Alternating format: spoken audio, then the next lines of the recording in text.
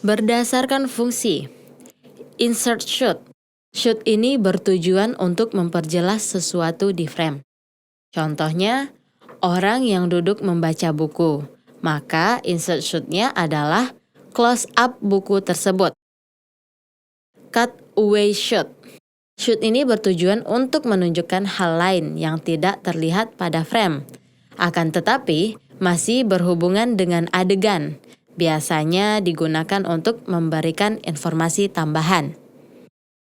Reaction shot biasanya merupakan close-up dari salah satu pemain yang bereaksi terhadap apa yang dibicarakan atau dilakukan oleh pemain lainnya. Yang terakhir yaitu establishing shot. Shot ini berfungsi untuk menunjukkan lokasi video yang kita buat. Posisi shot ini pada umumnya ada di awal scene. Berdasarkan perspektif. Perspektif adalah penempatan sudut pandang atau posisi penonton dalam melihat suatu kejadian. Yang pertama, objektif. Shoot ini tidak menggunakan sudut pandang pemain yang ada di dalam adegan. Penonton seolah-olah melihat suatu adegan dari mata pengamat yang tersembunyi. Karena pemain tersebut tidak melihat ke arah lensa. Yang kedua, subjektif. Subjektif adalah merekam suatu adegan dari sudut pandang seseorang. Penonton ikut merasakan suatu peristiwa dari pengalaman pribadi yang terdapat pada adegan pemain. Yang ketiga yaitu point of view. Point of view adalah merekam adegan dari titik pandang pemain tertentu. Pemain seakan-akan melihat sesuatu dengan tidak melihat ke arah lensa.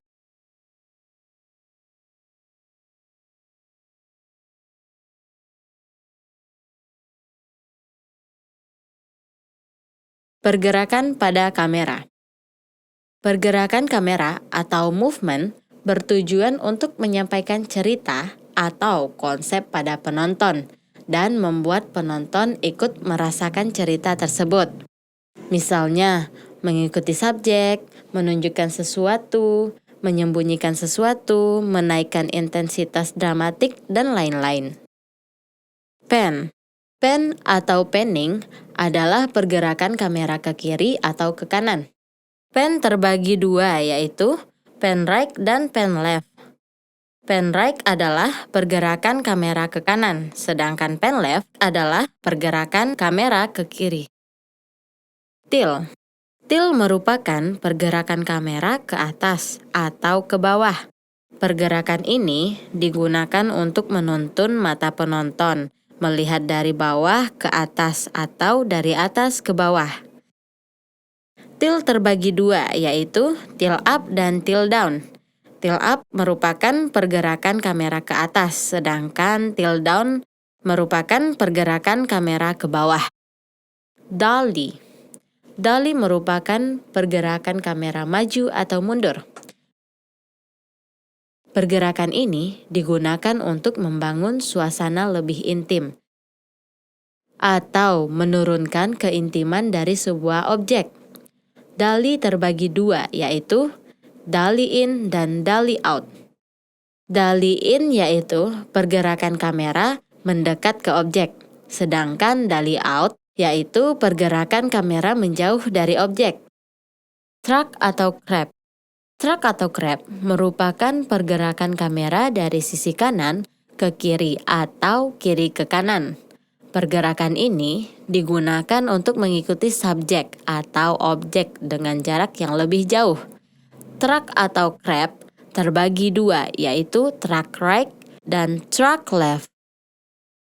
Track right adalah pergerakan kamera dari sisi kiri ke kanan, sedangkan track left merupakan pergerakan kamera dari sisi kanan ke kiri.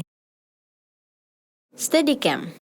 Steadicam merupakan pergerakan kamera yang stabil dan fleksibel dengan menggunakan alat atau aksesoris tambahan pada kamera. Pergerakan ini digunakan untuk mengikuti objek atau subjek pada medan yang sempit dan sulit. Handheld. Handheld merupakan pergerakan kamera yang tidak stabil karena video yang direkam dengan cara memegang kamera secara langsung, tanpa bantuan tripod maupun stabilizer. Pergerakan ini digunakan untuk menambahkan tensi adegan dan membuat penonton ikut merasakan kondisi tokoh di saat itu. Zoom. Zoom yaitu pergerakan optik pada lensa dengan cara mengatur settingan yang ada pada lensa, bertujuan untuk memperbesar atau memperkecil objek.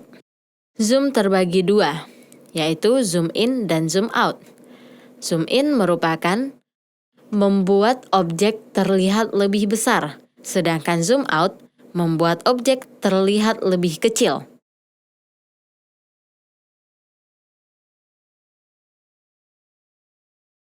Audio berperan penting dalam sebuah video. Tentunya sebagai seorang pembuat video, kita harus mengetahui apa itu audio dan bagaimana cara perekaman audio tersebut. Hai teman-teman, kali ini kita akan membahas materi tentang audio film.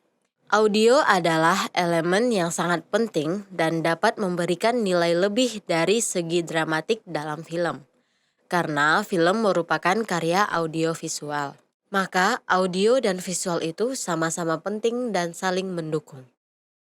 Misalkan kalau gambar tidak sanggup untuk menjelaskan suatu hal, maka unsur audio yang mempunyai peran untuk menyampaikan informasi ke penonton.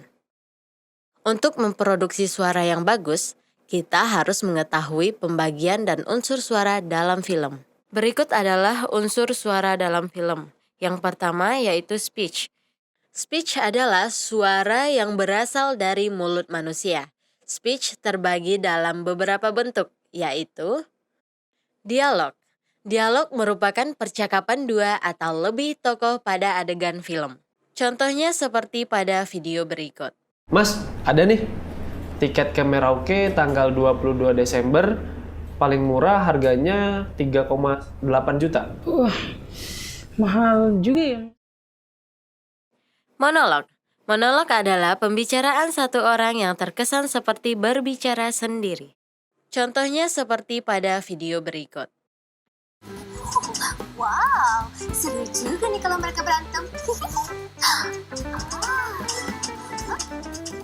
Selanjutnya yaitu direct address. Direct address adalah pembicaraan yang dilakukan pemain seolah-olah berbicara secara langsung dengan penonton. Contohnya seperti pada video berikut.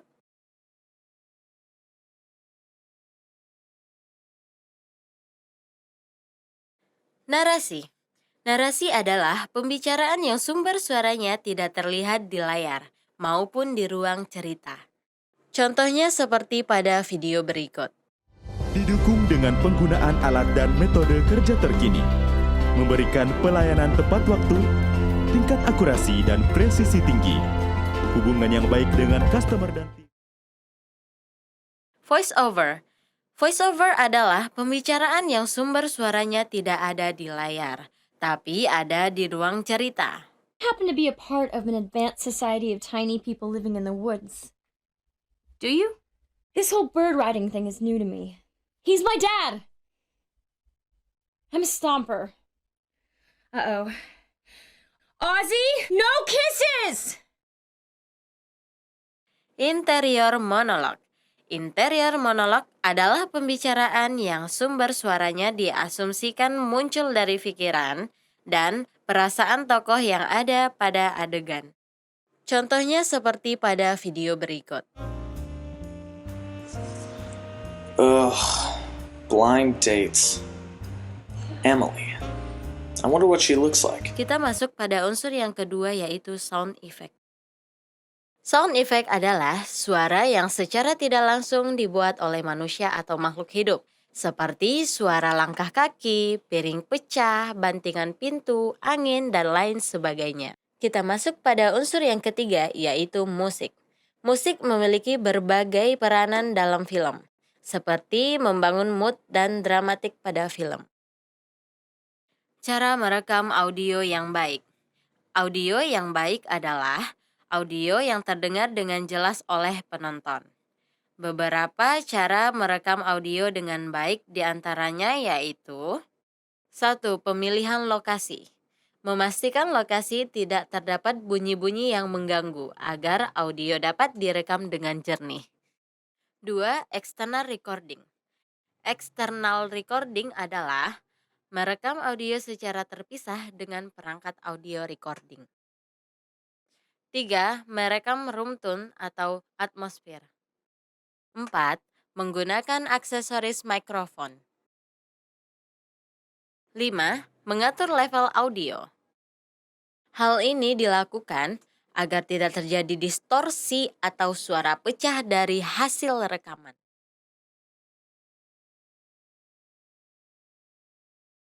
Tadi kita sudah membahas mengenai audio, kamera, dan jenis-jenis shoot. Nah, sekarang kita akan mencoba membahas bagaimana teknik syuting dalam produksi film atau video.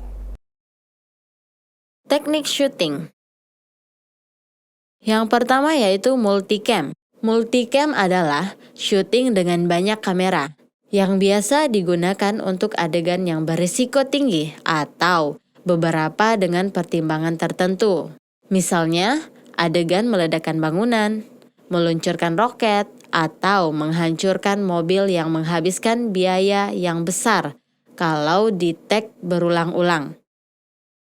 Yang kedua yaitu single cam. Single cam merupakan syuting dengan satu kamera. Memudahkan kita untuk ngeset lampu atau lighting dan meminimalisir bocornya lampu-lampu tersebut. Sebelum kita melakukan syuting, ada baiknya kita telah menyediakan shoot list sebelum produksi dimulai. Shoot list adalah kumpulan shoot yang akan diambil ketika proses syuting. Dengan adanya shoot list, proses syuting akan jauh lebih efisien. Beberapa langkahnya adalah sebagai berikut. Shooting. Shooting adalah mengambil gambar sesuai dengan kumpulan shoot yang ada pada shoot list. Master scene. Master scene merupakan shoot yang diambil secara keseluruhan dari awal sampai akhir pada suatu adegan. Misalnya, pada adegan seorang pembaca buku, kita harus mengambil gambar full dari awal sampai akhir adegan secara utuh tanpa putus-putus. Triple take. Triple take merupakan shoot yang diambil secara terpisah dan terpotong-potong pada suatu adegan dengan beberapa teknik pengambilan gambar yang sesuai dengan yang kita inginkan. Hal ini dapat membuat waktu syuting lebih efisien karena tidak harus mengulang adegan seutuhnya dari awal. Misalnya, pada adegan seorang membaca buku, kita dapat mengambil bagian detail atau close up dari buku, dari sisi mata pemain maupun dari POV.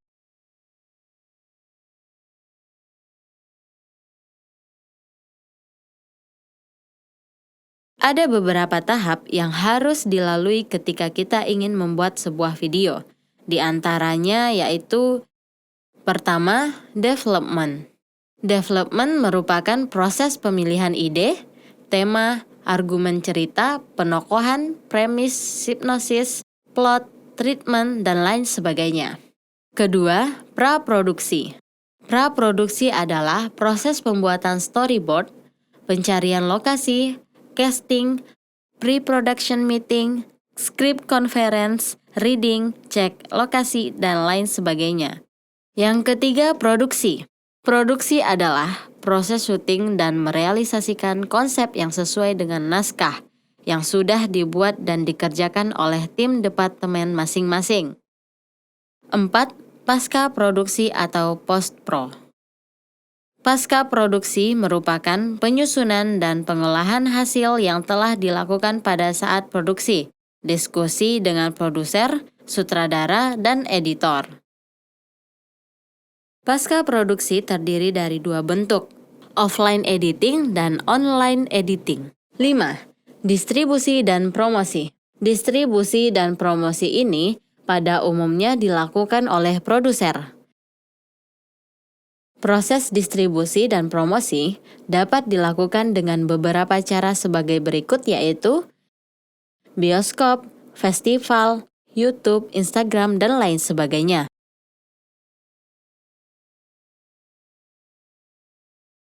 Setelah kita mempelajari teknik-teknik dasar dalam proses buatan video, sebenarnya siapa saja bisa saja untuk membuat video atau menjadi seorang sinematografer maupun videografer. Nah, tinggal saja teman-teman terus mendalami dan terus berlatih. Terima kasih. Assalamualaikum warahmatullahi wabarakatuh.